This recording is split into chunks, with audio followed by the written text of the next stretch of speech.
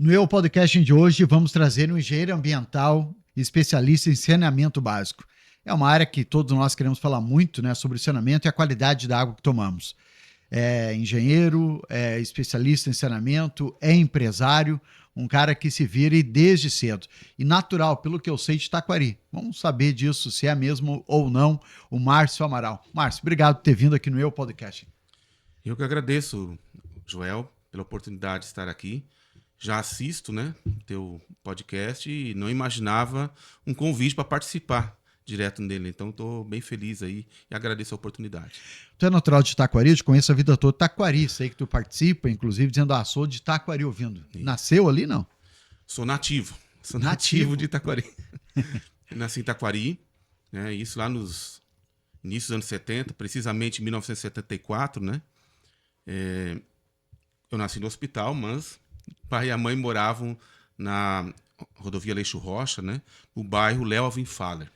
Que é a Aleixo Rocha, é aquela rodovia que liga a 287, 282 até o centro de Taquari, é isso, né? Isso, a 287, 287. né? RS 287, que vai até a parte urbana da cidade, no caso, né? Que é o bairro Léo Alvim Faller, que é aquele início ali que tem aquele posto de gasolina, conhece Sim, ali, né? sim. Então ali é o início, né? É IRS 436, conhecido como Aleixo Rocha da Silva, né? Na época da construção, foi uma homenagem que foi dada ao pai do Arthur da Costa e Silva, que foi o presidente do Brasil. Então, para agradar ele ali, deram o nome da rodovia do nome do pai dele, né? Que é o Aleixo Rocha da Silva. E Taquari se desenvolveu muito, tanto é que Taquari é a mãe, né, aqui do Vale do Taquari como um todo. Por isso, inclusive, o nome, né, Taquari pelo rio Taquari, e foi o pai de Lajado, de Estrela, inclusive, né, de todos esses municípios. Muito por estar ligado às margens do rio, né, porque na época a rodovia não era tão usada. As nossas estradas eram rio, é isso, né, Márcio? É isso. Inclusive, alguns prédios lá em Taquari, especialmente onde havia um seminário, um prédio, né? A frente era para o rio. À frente do prédio. A frente do prédio, ainda está lá ainda, né? Ele foi reformado algumas vezes, mas a frente dele é para o rio, porque ali o pessoal chegava e ali o pessoal saía e pegava aqueles barcos a vapor e iam para Porto Alegre ou outras regiões, né? Então a cidade ela iniciou, cresceu e se expandiu de alguma forma a partir do Rio Taquari. E como vê hoje o rio Taquari? Foi muito importante o desenvolvimento da cidade e todo o vale, né? Porque chegavam, né? A população chegava por Taquari. E hoje, qual a relação de Taquari com o rio? O que tu vê? Hoje diminuiu bastante, né? Ele continua sendo importante, por exemplo, é onde há a captação de água para ser tratada e distribuída em toda a cidade, é do Rio Taquari, mas ele perdeu um pouco de importância porque aí surgiram as rodovias e aí todo aquele transporte que era pelo rio acabou sendo colocado nas rodovias. Mais ou menos o que aconteceu com todo o Vale. Né? Eu me lembro de ver algumas entrevistas, por exemplo, na Rádio Independente, do pessoal comentando que até combustível se levava de barco para a parte de cima do Vale do Taquari, né? Porque era uma necessidade, não tinha estradas, né? E hoje ele diminuiu muito, especialmente depois dessa grande enchente aí que assoreou bastante o rio. A navegação está cada vez mais limitada. Então, ele tem importância, mas bem menor do que já foi no passado. Bom, o programa ele tem patrocínio de Oral Unique, estamos gravando dentro da Oral Unique, né? Teve um privilégio de conhecer um pouco aqui a estrutura, né? Sicredi, um grande parceiro nosso também, um Sicredi, um abraço ao Luiz Mário, toda a turma lá. A Caderode, o Adelar, né? Da Caderode, o Quicão, né? Restaurante, um grande parceiro nosso, e Santa Clara Máquinas Elite Steel. Agora, Márcio, como é que tu começou a tua vida profissional lá em Taquari? Teu primeiro emprego foi com que idade? Não é, tu é do perímetro urbano, tu não é do interior, né? Não trabalhou com agricultura nunca? Não, muito pouco. Em algum momento, sim, mas foi pouco, né? Eu nasci em 74, mais ou menos de 81 a 85, nós mudamos para o interior de Capela de Santana. Nós ficamos 5 anos lá. Meu pai precisou ir para lá e ele cuidava de uma fazenda lá. A Fazenda Seriema, até hoje eu lembro o nome dela, né? Então imagina, Capela de Santana já é interior. Nós fomos para o interior de Capela de Santana, um lugar chamado Rincão do Cascalho. Então foram mais ou menos 5 anos que eu vivi no interior. Então, Em 85, a gente voltou para a cidade. Aí de lá até hoje eu moro na parte urbana da cidade, vamos dizer assim, né? Lembra da fazenda com saudades ou não? Era muito isolado, não tinha poucos amigos? Como é que era lá? Eu lembro com saudade. E ela É era mesmo? isolada. Ela era bem isolada. Para ti ir na casa de um vizinho, tu tinha que andar muito. Isso era quilômetros para E não tinha chegar. carro. Não, Na época que a gente tinha não. carro, meu Deus. Carro era luxo, né? Então, eu me lembro quando a gente vinha visitar os familiares em Taquari, nós tínhamos que andar vários quilômetros. Eu não me lembro com precisão, né? Mas nós tínhamos que ir até a IRS 287. Que liga até Venâncio, Santa Cruz. Isso, ela passa então por dentro de Montenegro e passa por dentro de Capela Santana. Então a gente pegava a empresa Fátima, como a gente conhece lá, né? Ia até Montenegro, de Montenegro pegava um outro ônibus para ir até lá, tu descia e ia a pé até a fazenda. Isso era uns 45 minutos a pé. Então, mas por que eu gostei, né? Por que eu lembro com saudade? Eu tinha mais ou menos uns 7 anos, mais ou menos isso, né? E aí tinha bois, tinha cavalo, muitos animais. E eu senti no início, aqueles primeiros meses ali, eu senti saudade, porque eu morava numa parte urbana, tinha muitos amigos. Mas depois eu não quis nem voltar mais para casa, para Taquari. Gostava da Eu fazenda. gostava demais. Então eu fazia toda a lida. O pai trabalhou na fazenda um bom tempo, era uma fazenda dos 80 hectares, que era de um coronel da Brigada Militar de Montenegro, Coronel Valdir Vazenkeski. Hoje o filho dele, se não me engano, é coronel, né, da Brigada. Mas, então era bem grande, 80 hectares de terra, e plantava-se muito gado, cavalo, enfim, toda a criação normal ali de uma fazenda. E aí é onde eu peguei muito gosto pelos animais. E aí meus amigos eram os animais. Então eu saía de casa cedo, voltava só para comer, saía para o mato de novo. Eu andava muito no meio dos matos comuns, mato de acácia, que era na época também. E aí eu ali... Sozinho? Sozinho. Causando preocupação para minha E mãe. tu tem né? mais irmãos? Não, não. Na época eu tinha mais 2 irmãs, que era a Tatiane e a Márcia. Mas elas eram bem pequenas, né? Tu era o mais velho. Eu era o mais velho, né? Então eu devia ter uns 7, 8 anos, talvez 7 anos. E aí tinha minhas irmãs pequenas. Então elas não saíam comigo, mas ficavam em casa ali. E eu saía pro mundo, como se dizia, pro meio dos matos, lá junto com os... Não tinha medo de cobra, de bicho? Não tinha medo de nada. Hoje eu fico pensando como eu fazia aquilo, porque era o maior perigo do mundo, um guri de 7, 8 anos, andando a cavalo no meio dos matos, no meio dos campos, correndo atrás dos bichos. Sozinho? Sozinho. Se caísse do cavalo, quem ia ajudar? Caísse não, quantas vezes eu caí? Ah, é? Caiu? Várias vezes, muitas vezes. E às vezes eu caía e não conseguia nem levantar. Eu tinha que ficar um tempo ali parado, tentando voltar assim, Batia as entender o que tinha costas, aconteceu, para depois então levantar. Mas guri Sim. é indestrutível, né? Parece que não se quebra a ponto de ter que parar as coisas. E aí depois, então, houve a necessidade de voltarmos para Taquari. Meu pai conseguiu um outro trabalho, né? E a gente voltou. E aí eu voltei muito contrariado de lá. Porque aí eu já tinha feito as amizades, entre aspas, com todos os animais lá. E abrir mão disso e voltar para a cidade foi Foi difícil. Foi uma transição nada fácil. Exato. Mas necessária. Então, sim. Aí voltou a estudar também em Taquari. Isso. Aí nesse período que eu fiquei lá, não tinha um colégio perto. Tinha que ir a cavalo, era longe. E eu acabei parando de estudar por outras circunstâncias. Voltando para Taquari, eu voltei. Ah, voltou a estudar. Voltei a estudar. Mas daí tu perdeu alguns anos. Eu perdi, eu acho que uns 2 anos, mais ou menos, assim, que eu perdi. Mas aí, voltando para Taquari, imediatamente eu voltei a estudar. E teu primeiro emprego foi em que, Márcio? Aí meu primeiro emprego foi interessante. Foi num supermercado lá em Taquari, supermercado Lambert. E lá tinha uma rede já na cidade, que era de uma família muito grande lá de Taquari, chamada Supermercado Ornelis. Eles tinham umas 4, 5 filiais dentro da cidade. E aí veio esse supermercado Lambert, que era uma rede um pouco maior, que já tinha em várias cidades aqui no Rio Grande do Sul, e tomou conta do mercado. Inclusive, a outra rede acabou quebrando, né? Não conseguiram segurar. Enfim, era um mercado grande. E aí eu me lembro de um dia que o pai me pegou literalmente pelo braço e disse: tu vai trabalhar. Eu vou? Não tinha muita opção, né? Aí o pai me pegou pelo braço, literalmente, e me levou nesse supermercado, no Lambert. Olha que ele quer trabalhar. Aí chegou no gerente E disse, ó, o guri quer trabalhar. Que queria trabalhar o quê? Com 13 anos, rapaz, tu vai querer trabalhar. Mas aí, enfim, aí o gerente disse que tinha vaga, né? Eu disse, então não tem jeito. E tu era grandão já na época, não? Não, era. Era reforçado. Era bem reforçado. Bah, tipo dá pra hoje, carregar assim. bastante caixa. Aí ele deve ter pensado, né? Vai dar uma boa mão de obra esse rapaz aí. E aí, isso, se eu não me engano, foi num sábado. E aí na segunda era pra mim voltar. E aí eu voltei lá pra trabalhar. E o trabalho era ponta de caixa. Uhum, empacotar ali e tal. Empacotar, é o início, né? Empacotar. Só que naquela época não tinha sacola plástica, como tem hoje. Eram pacotes de papel e caixa de papelão. Só que aquilo era terrível, porque aquilo rasgava com facilidade.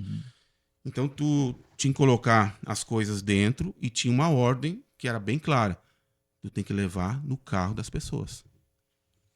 Hoje nem sei se levam mais no carro, mas naquela época tu tinha que fazer isso. Empacotava e perguntava pro cliente: quer que eu leve no carro? Já tinha carrinhos.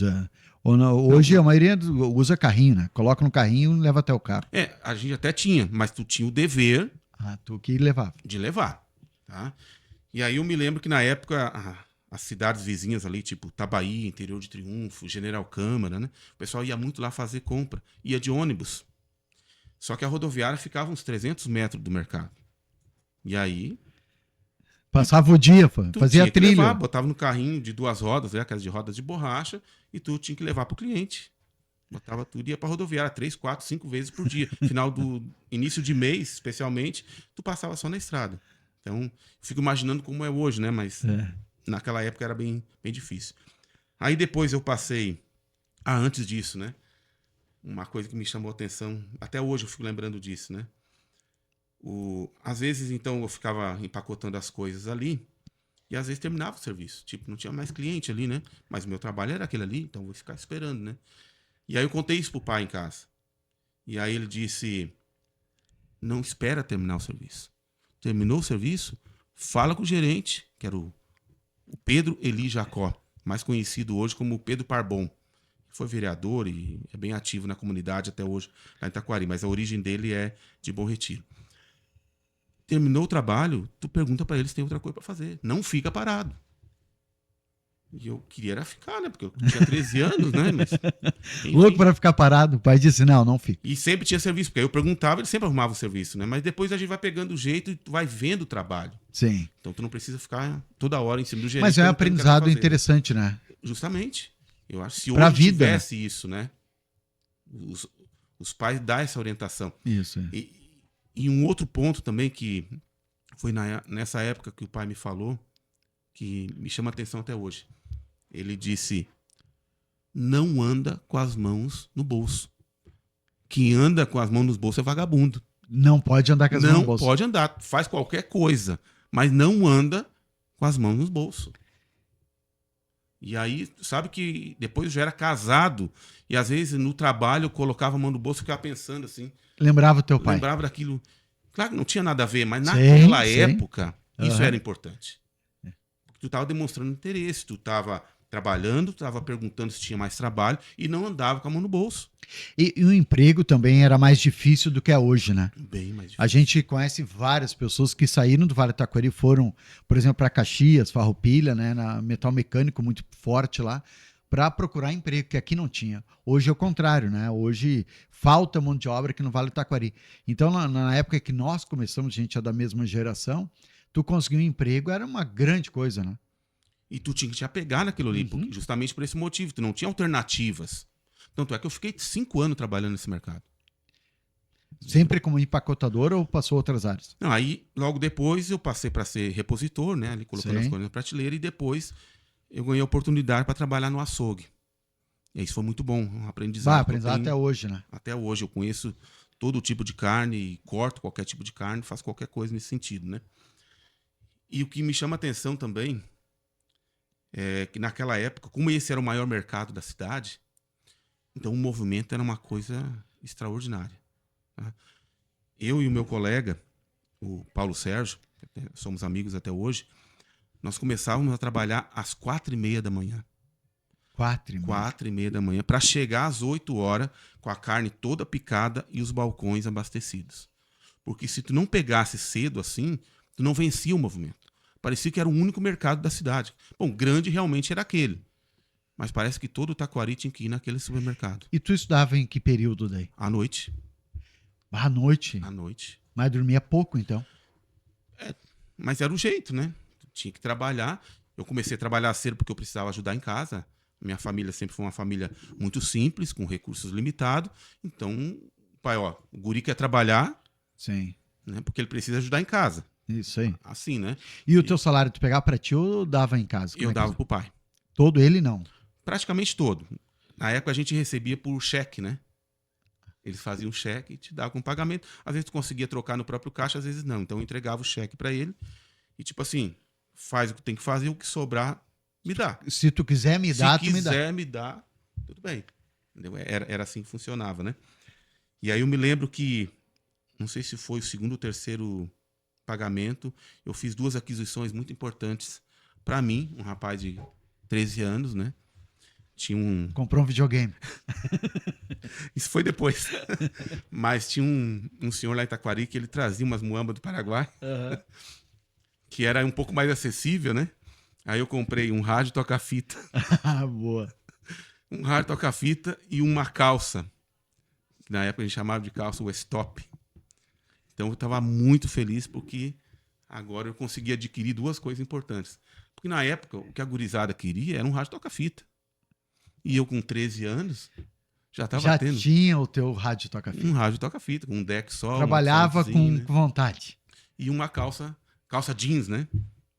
Mas era bem mais difícil, né, o Muito Márcio? difícil, Conseguir muito as coisas, né? Só para mim não perder o raciocínio, aquela questão de nós começar às 4h30 da manhã, pelos motivos ali, e a gente ia até às 8 horas da noite. Direto? Isso dava quase 16 horas de Ah, trabalho. hoje é impensável. Não, impensável. Mas Não aí tu tem é como. guri. Aí eu já tinha uns 14 anos, coisa assim. Não, com 14 anos dá. Tu não sente canseira, tu tá sempre firme. No Tá final de tranquilo. semana só dormia, eu trabalhava, jogava futebol, alguma coisa não, porque Claro, o mercado trabalha todos os dias. Naquela época não trabalhava domingo. Domingo não. Não, domingo não, mas sábado, né, direto. E claro, no outro dia de manhã eu jogava futebol. De manhã, de tarde, tranquilo, como se não tivesse trabalhado a semana. É a saudade Outra da realidade, idade, né? É verdade. É outra coisa. Agora, Márcio, tu é engenheiro ambiental. Aí quando tu falou que ficou um período sem estudar, inclusive, voltou. Por que tu foi para essa área? O que aconteceu aí nesse meio tempo que te levou para uma área tão importante? Tá. Vamos voltar um pouquinho mais atrás, então. Em 95, eu estava desempregado. E aí surgiu uma oportunidade numa empresa lá em Taquari, que era uma indústria de defensivo agrícola, chamada Defensa, na época. Aí tem uma história interessante também para contar. E aí, como eu estava desempregado, eu fiquei sabendo que haveria algumas vagas temporárias para trabalhar nessa empresa, que se chamava que era a vaga da safra, né? Só que eu não conhecia ninguém nessa empresa. E aí, conversando com um com o outro da necessidade, né?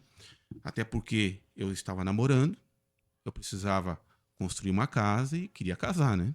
Normal. Isso eu já estava com uns 20 anos, mais ou menos. Pouco menos. Uns 18 para 19 anos. E aí eu precisava desse emprego. Porque não era fácil, como tu falou, né? Não era fácil tu ter trabalho naquela época. Nós estamos falando início dos anos 90 já, né? E aí me disseram, olha, tu tem que procurar alguém lá dentro para te indicar. Eu, beleza, não conheço ninguém, então já era. Aí conversando com um, conversando com outro na escola, aí eu já tinha terminado o primeiro grau numa escola municipal lá no bairro Elvin Fala. Aí depois fui para essa estadual, que era Barão de Ibicuí. E aí alguém que trabalhava dentro dessa empresa estudava comigo. Aí ele disse, olha, fala com fulano. Seu Romaci Martins, que era supervisor numa área dentro dessa empresa. Bom, então vamos conversar com ele. Achei o homem. E aí eu fui na casa dele, eu acho umas 3 ou 4 vezes, 5 vezes. Primeiro fui umas 2 ou 3 casas que não era a casa dele, só me disseram onde é que é. Não tinha sistema de localização. Que a gente Não é que nem hoje, né? pesquisa no Google Maps. Não tinha como. Aí eu fui acho que umas 2 casas e não era a casa dele. Aí depois continuei indo, batia na casa, achei, mas nunca conseguia falar com ele. E aí, nesse meio tempo, eu estava trabalhando de servente, pedreiro, de pintor, encanador, cortando grama, o que tivesse, eu fazia. Nunca tive dificuldade nesse sentido, né, de trabalhar. E aí, um dia eu tô saindo do centro da cidade, depois de uma pintura, cabelo pintado, roupa virada numa coisa, né? Eu vou passar lá. Não custa, né? Eu já tô aí e pedir trabalho não é feio. Bati na porta e ele atendeu. Eu não sei qual foi a impressão que ele teve de me ver naquela situação, né? Mas aí eu perguntei se era o seu Romacir, contei a história triste para ele, né? E disse, olha, eu quero trabalhar. Eu fiquei sabendo assim que vai ter vagas temporárias e eu queria concorrer. Eu acho que ele olhou para mim e viu... O cara é esforçado. Vagabundo não é, porque não é, né? Vai na portaria da empresa, pede para preencher uma ficha e coloca eu como tinha indicado. E aí não deu 2 meses, não deu 1 mês, já me chamaram para trabalhar. E aí, o que era para ser uma vaga temporária, eu fiquei 15 anos nessa Ficou empresa. permanente. Permanente. 15 anos se passaram. Mas eu ainda estou um pouco antes dessa tua pergunta, né? Porque da questão da engenharia ambiental e tratamento de água. Em 2010, houve uma reestruturação na empresa. E aí eu fui demitido. Depois de 15 anos. Mas não tem nenhuma mágoa na empresa. Sim. Foi ótimo trabalhar lá, uma empresa muito boa. Fiz grandes amigos, que até hoje me dou muito bem com eles. Inclusive, a minha esposa trabalha lá ainda, né? Ela já está lá há 22 anos. E ela trabalha no laboratório de química, né? E ela é analista de controle de qualidade. Está lá ainda, né? Aí, depois desses 15 anos, então, aí houve a reestruturação, fui demitido e comecei a trabalhar um pouco menos de 2 meses numa empresa multinacional também do lado dela. Que a empresa, na época, era chamada de Duratex. Hoje é Desco. É uma empresa que faz painel de MDP. Isso aqui, né? Exatamente, MDP. Uma empresa muito boa para trabalhar também. Só que o horário do trabalho era complicado. Eu começava às 22 horas e largava às 6 da manhã. Direto. Não trocava horário, era sempre esse horário, né? Na outra empresa eu trabalhava à noite, mas aí lá era turno rotativo. Então, uma hora tu trabalhava de manhã, de tarde, início da noite, madrugada, e essa era direto. Aí eu vi que a coisa não ia render muito ali, porque é difícil tocar direto sempre das 22 às 6 da manhã. E trocar de horário também era um pouco complicado. Então, nesse meio tempo, surgiu um concurso para a prefeitura de Paverama. Vou tentar, né?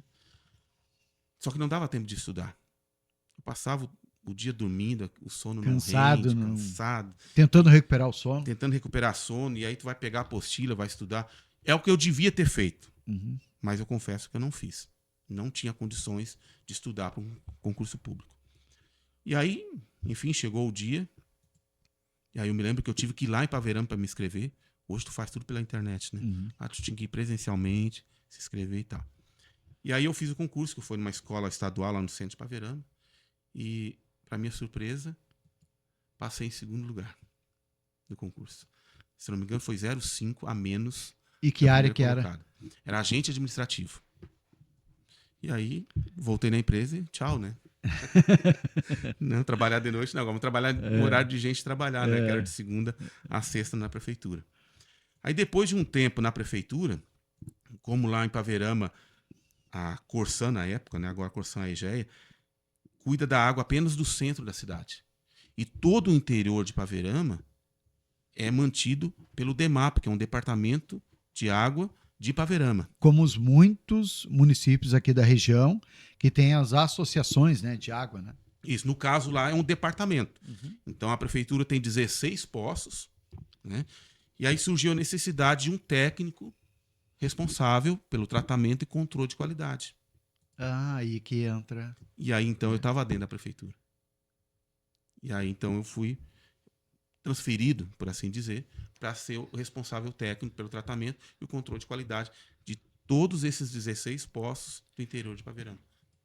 E aí começou numa área totalmente diferente da original. Totalmente diferente, mas muito boa. E gosta não do que tu faz? Gosto muito do que eu faço. Então, aí nesse meio tempo eu voltei a estudar, porque eu me formei em técnico em Química em 2003, e aí nesse período aí, mais ou menos um tempo atrás, aí eu comecei a fazer a engenharia. Fez online ou presencial? As duas. As duas. As duas. O- Porque acabou sendo mais online porque foi no período da pandemia. Sim, ainda bem, porque te ajudou. De certa forma, sim. Sim, porque fazer presencial. Esse programa tem patrocínio de Imogel, né? Um abraço, 40 anos, né, de Imogel. Tradição Digital, também Casa do Ciclista, Mepase, né? Olha só a camisa bonita, gostou? Não, Mepase, né? A partir de Bonita agora, camisa, Fernandinho. só Mepase. O Rony diz, Joel, tem que ter as camisas lá top. Então, Mepase, obrigado aí, viu? Fiquei muito bonito, diz o Jonas e o Márcio. Tu não falou nada. Não, eu disse, bonita camisa, Fernandinho. Ah, lembra esse comercial? É antiga, hein? Qual é a ideia? Vai, Dessa idade aí, né? antiga, hein? E também CFC Vitória. Um grande abraço ao Vitor lá do CFC Vitória. Agora, Márcio, falando já dessa área ambiental, né, que é uma área que nos chama muita atenção, eu sei que a tua casa, inclusive, tu é preocupado com o meio ambiente, porque tu tem todo um sistema de irrigação automatizado para aproveitar a água. Como é que funciona? Como é que tu fez na tua casa lá? Então, quando a gente trabalha numa área, a gente tenta fazer para ser um exemplo. Se a gente não conseguir fazer tudo, fazer o que está no alcance, né? Então, eu tenho um sistema de captação de água da chuva em casa, né? Um reservatório aí de mais ou menos uns 3.000 litros de água, né? Que eu pego a água da chuva de mais ou menos 1/3 do telhado. Então, ela é armazenada e eu tenho uma bomba de recalque que manda, então, para uma outra caixa d'água em cima da casa. E daquela caixa em cima da casa, ela distribui para os banheiros. Então, a descarga dos banheiros lá em casa são todos com água da chuva. Eu não uso água tratada. Não usa água Não tratada. uso água tratada. E não fica escuro o azulejo, a cerâmica ali, Não não? tem nenhuma diferença. Nada? Nada. Mas Temos tu de usa cor. cloro daí para ou não precisa? Não precisa. Não precisa. Não precisa. Para isso não é necessário. E aí eu uso, então, para os banheiros, uso para lavar o carro, lavar calçadas, qualquer trabalho que não precise usar água potável, eu uso a água da chuva. Tu capta essa água por calhas. Por calhas. Toda a casa sem calha. Toda casa tem calha, mas eu só consigo captar de 1/3. Por quê? Porque eu não tenho lugar para colocar reservatórios. Poderia captar. Nem precisa tanto. Nem então. precisa. Imaginar, por exemplo, que durante a enchente de 2024, Taquari teve um problema sério, porque no local da captação de água da Corsã, o rio passou por cima, né? Grande parte das cidades aqui do Vale tiveram isso. Exatamente. Então ali ficou quase uma semana sem água na cidade. E eu usei água tranquilo dentro de casa. Porque eu já deixei de uma forma em que eu posso ligar a água da chuva na rede da casa. Então a gente tomou banho com água da chuva, a gente lavou a louça com água da chuva, usou os banheiros com água da chuva, que já usa normalmente. Enfim, a rotina praticamente não mudou em termos de água. Tinha energia, eu tinha água. Qual o tamanho da caixa que tu tem? 3.000 litros. E é o suficiente. Para nós dois, que é só eu e a esposa Sim. em casa, né? Tranquilo. E se fosse necessário tomar essa água, também não seria difícil. Como eu trabalho na área, eu trataria aquela água e nós poderíamos tomar. Mas a gente optou por ferver a água quando for necessário. E como eu tinha que ir a Paverama todos os dias, porque eu trabalho lá, então eu trazia a água de lá para tomar em casa. Mas se fosse necessário, usaria igual. Bom, a gente entrou numa área muito interessante. A água, ela, se tu tem dúvida, né? Da Corsã não precisa ferver ou tratar e desse poço também não. Mas se tu tá, por exemplo, acampando, tratando a água é o suficiente, pega a água do Rio Taquari, tu ferve ela, é o suficiente para poder tomar, não? Ou não é indicado? Olha, num caso extremo, até daria, mas extremo? Num extremo, porque aí teria que colocar uma quantidade de cloro um pouco elevada para tornar ela mais ou menos potável, vamos dizer assim, né? Sim. Mas tem sistemas que quem gosta de acampar, já pode fazer uns filtros caseiros em casa, que já vai tirar o barro, ali a turbidez da água, ela já vai ficar quase transparente, quase límpida. Nesse ponto, pode colocar um pouquinho de cloro, inclusive a gente compra os kitzinhos na internet para te fazer esse tratamento, tu pode tomar sem problema. Se puder ferver, melhor. Melhor ainda. Porque aí tu não precisa colocar o cloro e tu já mata a parte Sim. da contaminação biológica ali. Mas o ideal é não pegar água do rio, ferver e tomar. Não. É meio complicado. Claro, entre ficar morrer de sede, Sim. Tu toma vai tomar. Não, tu toma o que enxergar, né? Sim, fervida, tudo certo. Não é o mais indicado, Não, mas... isso aí é questão de sobrevivência. Sim. Até porque a gente falava agora há pouco, a importância da água é muita, né? O corpo, 75% dele é água, né? Como tu vê isso? Tu trabalha com algo muito importante para o ser humano, que é a água. Como é para ti trabalhar com isso?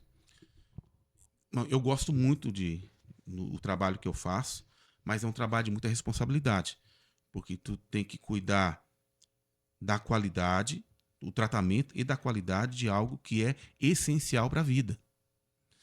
E o consumidor, lá na ponta, lá na torneira, quando ele abre a torneira para tomar água, ele não tem que estar se preocupando se a água dele é boa ou ruim. Ele tem que ter certeza que a água é boa. Uhum. Então nós temos que entregar uma água de qualidade. Tá? Às vezes a pessoa diz assim: eu tenho um poço em casa e nunca tive problema. Não sei se nunca teve problema, porque a pessoa provavelmente nunca fez uma análise de água. Uhum. O ideal é analisar. Pelo menos 1 ou 2 vezes por ano. Para garantir. Uhum. É obrigado a fazer? Não. Quando o poço é particular, tu não precisa fazer essas análises, não precisa colocar tratamento, mas a responsabilidade é tua. A água que tu está dando para tua família é tua. Eu acho que seria interessante tu ter uma certeza da qualidade da água que tu dá para tua família. Antigamente não tinha como fazer isso, tu comprava um sítio, uma área, e tu cavava um poço e essa água servia para tudo, sem fazer análise. Né? E não se tinha também muito histórico, claro que não tinha tanto saneamento e a infiltração, né, de material impuro no lençol freático. Mas hoje o ideal é que se faça, né? Porque antigamente se fazia o poço caipira, né? Aquele que era aberto a pá, né? Isso. Aquele poço grande, né? Não tinham muitas alternativas. Então, era aquela água ou não tinha água, né? Uhum. Mas quando a pessoa ela adoece, no sentido assim, intestinal, uma virose, algo assim, geralmente ela associa a um alimento. Ela fica pensando: o que eu comi? Será que foi a maionese? Será que foi a salada, né? Geralmente a pessoa não atribui a água. E às vezes é da água. Porque é uma água que ela está exposta. Ela não tem um tratamento. Ela não tem um controle de qualidade. E é caro para fazer o tratamento, não? Ou existe kit pronto? Como é que nós podemos auxiliar quem está nos assistindo aí? Se for um poço particular, na tua família, por exemplo, é barato. Tu compra tudo pela internet. Tu tem um custo bem pequeno. E tu garante a qualidade. A análise de água, que seria bom fazer a cada 6 meses. O mundo ideal seria fazer todo mês. Todo mês? Seria um mundo ideal. Né? Não, esquece. Nós não vivemos no mundo ideal, né? Não vivemos. Então, pelo menos uma vez por ano. Pelo menos, para te ter uma ideia. É mais ou menos, eu faço analogia pensando no nosso sangue. Que de vez em quando é bom de fazer um exame de sangue para ver como tá. Uhum. A água, é bom de fazer um exame nela, uma análise para ver como ela tá. Às vezes ele pode descobrir situações ali que pode estar comprometendo a saúde da família. E uma análise de água hoje, por menos de R$200, já consegue fazer. Barato. É acessível. Barato, é acessível. Para garantir a qualidade da água para a tua família, eu não acho caro. Não é. Investimento. É um né? investimento. Uhum. Agora, a água da chuva pode ser tomada, não? Se ela for tratada, sim. Sem tratar, não se toma. Não, porque hoje nós estamos com o ar muito poluído. Entendeu? Então, para exemplificar, uma chuva ácida pode acontecer. Uhum. Talvez um incêndio florestal, algo perto da nossa casa, a emissão de alguns gases aí, até por carros, e aquela chuva cai, ela vai carregar aqueles tóxicos ali para dentro do reservatório. Vai matar? Não, mas ela já não é uma água pura. Então, não é aconselhável que se use água da chuva. E já foi um dia aconselhado a tomar água da chuva, não? Ou não, desde que o homem é homem e tem interferido nesse sistema aqui, não é bom tomar? Falando em décadas atrás, talvez fosse possível, né? Mas hoje é complicado. Porque hoje, por exemplo, tu mora perto de uma área de plantação. Hoje tem um drone colocando o defensivo na tua roça. E qual é a garantia que aquilo está sendo bem feito? Não estou duvidando da qualidade, né? Sim. Mas daqui um pouco o vento pode levar essas partículas e uma chuva trazer ela de volta. para dentro da água, para o reservatório. Então ela pode estar contaminada. Tu fazendo análise nos poços, hoje tu faz de quantos municípios ou quantos poços, como é que tu faz esse cálculo? São mais ou menos uns 30 poços. 30? Aí abrange Itabaí, Paverama, Teutônia e Estrela. O que mais tu encontra de problema nos poços? O que mais acontece? Normalmente, o que é mais perigoso, o que mais acontece é a contaminação por coliformes fecais. Geralmente é isso que acontece, né? Porque esses poços que eu cuido são poços de comunidades, de associações, então são poços grandes, de 300 milímetros, um grande volume de água para atender todas as famílias, né? A maioria desses poços não tem contaminação. Por quê? Porque são tratados. Uhum. Caso surja a contaminação, o tratamento elimina. Entendeu? A gente coloca um pouquinho de cloro, debaixo de uma orientação de uma portaria do Ministério da Saúde, que é a portaria 888 de 2021, ela que estabelece os parâmetros de uma água potável. Então, para a água ser potável, ela tem que estar dentro dos parâmetros orientados desta portaria do Ministério da Saúde. Só assim a água é considerada potável. Então, todos esses poços de associações, prefeituras, comunidades, loteamentos, condomínios, precisam necessariamente estar enquadrados dentro dessa lei do Ministério da Saúde. Tu falou água potável. Existe uma diferença entre água limpa e água potável, né? Não é a mesma coisa, né? Não é a mesma coisa. Qual que é a diferença? Por exemplo, às vezes a pessoa tem um poço em casa e ela diz: meu poço, a água é cristalina, é límpida. Uhum. Será que ela é potável? Primeiro, não sabemos, porque nunca foi feita uma análise. Então não dá para saber se ela é ou não. Segundo, se tu for na saída de uma ETE, que é uma estação de tratamento de esgoto, isso é só para exemplificar, né? Ela sai cristalina. Sai cristalina, sai limpinha. Ela precisa ser devolvida para o meio ambiente, depois que passa por todo o processo de purificação, que também existe leis, uma legislação que determina isso, né? Ela sai cristalina para ser devolvida ao meio ambiente. Mas não é potável. Tomaria essa água? Não. Mas ela é cristalina. Ela é límpida. Boa. Então, não necessariamente. A água límpida, cristalina, ela é potável. Pelo Ministério da Saúde, ela só vai ser considerada potável se estiver dentro daqueles parâmetros da portaria 888.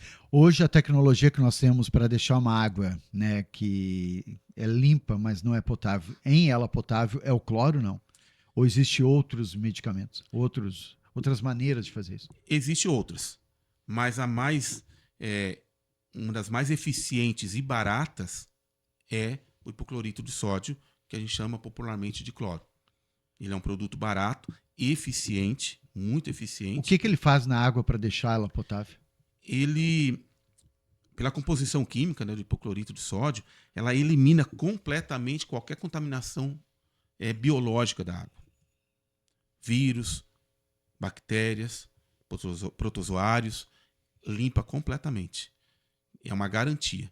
Claro que tu tem que colocar uma quantidade mínima. Uhum. Por exemplo, a portaria ela estabelece ali que precisa ser um mínimo de 0,2 miligrama de cloro por líquido até 5,0 miligramas por litro. No nosso vale aqui, que existe centenas de associações, e a água é de muito boa qualidade aqui no nosso vale. É boa? É água boa. Muito boa. Então se coloca um pouco menos do que isso. Então, geralmente aqui fica entre 0,2 até 1,0. E está garantida a qualidade da água. Não precisa mais do que isso? Não. Agora, é diferente, por exemplo, tu pegar a água do rio e tratar a água de uma lagoa, a água de um açude, de uma represa. Tu consegue deixar ela potável e de ótima qualidade. Uhum. Eu não questiono, por exemplo, a qualidade da água da Corsã Egeia. Eu tomo água da torneira, sem problema nenhum. Mas aí tu tem que colocar mais cloro. Sim. Porque não é de um poço artesiano. Exatamente. Que já foi filtrada pela natureza. Exatamente. E tu extrai ela e deixa potável. Exatamente. Bom, é diferente. Agora, a grande maioria que a gente percebe, a Corsã Egeia tem feito. E tem um trabalho também de saneamento básico. Né? Agora, esse trabalho de saneamento, que está para fazer aí, vai ajudar muito, não é um marco divisório, acho, do ser humano, como inclusive no combate a doenças, né? Olha, o novo marco do saneamento básico foi de 2020 até 2033 teria que estar tudo em condições ideais. Coleta de esgoto e também 99% da população deveria estar sendo atendida com água tratada. Acho difícil que isso aconteça, mas a lei estabelece 2033. Sabe como chamou a atenção, Márcio? De que 10% da população do Rio Grande do Sul não tem água potável. 10% é É muito. muita coisa. 12 milhões de habitantes. Imagina, 1,2 milhão, pelo menos 1,5 milhão de pessoas não têm água potável. É muita gente e nós estamos falando de um estado que teoricamente é evoluído, Sim, sim. né? Um estado que está na vanguarda. Mas aí voltando à questão do esgoto. Só que tu coletar e tratar o esgoto é muito caro. Né? E isso vai ter um impacto financeiro muito grande. E a questão que, mesmo sem estar implantado, as pessoas já estão reclamando. Sim. Do Até imposto. porque hoje tu abre a torneira, tu paga, né? Por litro, né? Cúbicos que tu paga. Isso. Quanto depois do implantado sistema de saneamento, tu deu a descarga, vai ser cobrado também. É que assim, como eu falei antes, eu e minha esposa em casa. Nós gastamos aí em torno de R$ 130 de água por mês, mesmo tendo o sistema de captação de água da chuva. Tá? Então, essa é a taxa mínima, se eu não me engano, em toda a atuação da AEGEA. A água, na verdade, não é tão cara. Sabe quanto custa um litro de água tratada da Corsan hoje? Tem ideia? Não. 1,28 centavos. Não é R$ 1,28. É 1,28 centavos. A nossa água é muito barata. Bom, se a gente for comprar, vai num posto de gasolina, e eu trabalhei já em posto de gasolina, tu compra uma garrafinha de 500 ml, meio litro de água. Paga 4, 5 reais. É mais caro que a gasolina. É. Porque a gasolina só é o litro, né? Esse é meio litro, tu paga 5 reais, 4, 5 reais. Então, a água em pós, por exemplo, e quando tu sai do Brasil, percebe muito mais, é mais cara do que o combustível. Exatamente, tem muitos países assim. Mas então tu imagina, hoje tu tem um custo, quer dizer, tu paga 1,28 centavo. E isso, nós viemos, na nossa geração, a gente veio de uma cultura, Joel, que se dizia assim que a água nunca vai terminar. A água vai ter para sempre. E vai ter, não? Vai ser difícil. Mas assim, então a gente vem com aquela cultura que não precisa economizar, poupar. Uhum. E hoje tu passa, às vezes, no centro da cidade, não só no centro, outros lugares, tu vê as pessoas não usam nem vassoura mais. Ah, só com lava-jato, só a pressão. Só com a pressão. Às vezes só com a mangueira ali, empurrando a sujeira. Porque aquilo não dá impacto. Ela pensa assim, eu estou pagando. Uhum. Ela não está pensando na geração futura. Às vezes a gente vê o cheiro na água. A água é incolor e inodora, né? Não Isso, pode. não pode ter Mas nada. quando tem cheiro. Então, aí vai depender, tem vários fatores que podem contribuir para ter cheiro na água. Tu pega a região metropolitana, por exemplo, Porto Alegre, Novo Hamburgo, São Leopoldo, Sapucaí. Ali é mais comum a água ter cheiro. Não deveria ter, mas tem. Especialmente em época de estiagem, que os reservatórios e os rios baixam, há uma proliferação de algas. É tanto que o sistema não consegue. A água é potável, mas ela vem com cheiro. E não dá vontade de tomar. Mas é potável. É potável. Pode tomar, se conseguir. Mas ela não vai fazer mal. Sim. Mas é que a água é um conjunto de sensorial. Tu tem que ver ela límpida, ela não pode ter gosto e não pode ter dor. Qualquer mudança num desses três aqui, tu já fica meio receoso de tomar. E às vezes quando a reclamação às vezes aparece também pra gente, com a água que parece um leite, tá esbranquiçada a água. Por que isso acontece? Inclusive muitas pessoas atribuem esse problema ao cloro.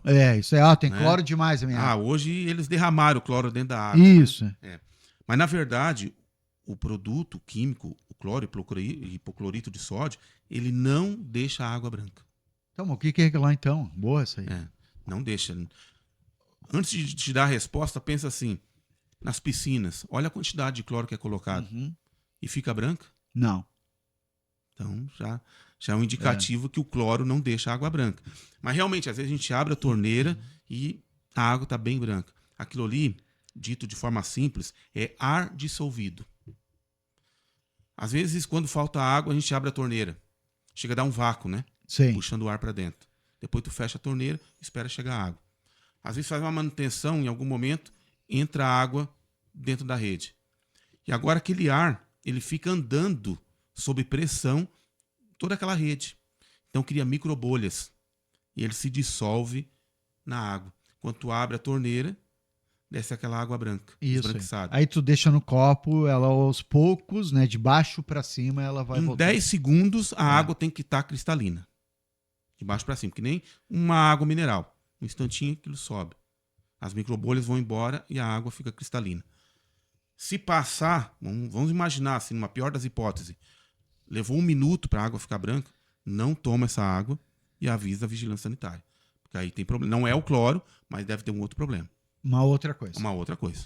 Bom, o programa tem o patrocínio também de Mercadão dos Óculos, né? Abraço ao pessoal lá, o Vanderlei, Mercadão dos Óculos, Compensados Lajeado, Preto Materiais de Construção, Estos Brindes, Ferros Castros também, né? A partir desse mês conosco, Ferros Castro e Toyotec, né? E este programa depois, Márcio, vai estar na RDK, né, disponível. A RDK cresceu agora, né, Jonas? Você viu? Tá até no Nordeste do Brasil, a RDK aqui, onde leva também nosso programa aí. Um abraço ao Elton, toda a turma da RDK para todo o Brasil, né? Parcerias, nossas parcerias são grandes, né?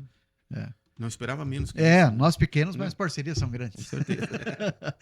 Agora, Márcio, a respeito do saneamento que a gente está falando, que é um grande marco. A gente sabe que nós né, envelhecemos agora com mais idade do que éramos, inclusive a gente vive mais com qualidade devido à vacina, à evolução da medicina, mas também por causa do saneamento básico. A gente aprendeu, né? Se pegar em 1700, 1800, Porto Alegre, as pessoas defecavam e jogavam na calçada e as ruas eram mais baixas, né, para que o esterco, né, toda essa situação acabasse indo para o rio. E depois a gente captava a água e tomava, o que é um grande erro. Nós vamos melhorar como ser humano, né, depois disso. Nós precisamos melhorar, João. Porque, infelizmente, situações muito parecidas com essa ainda existem.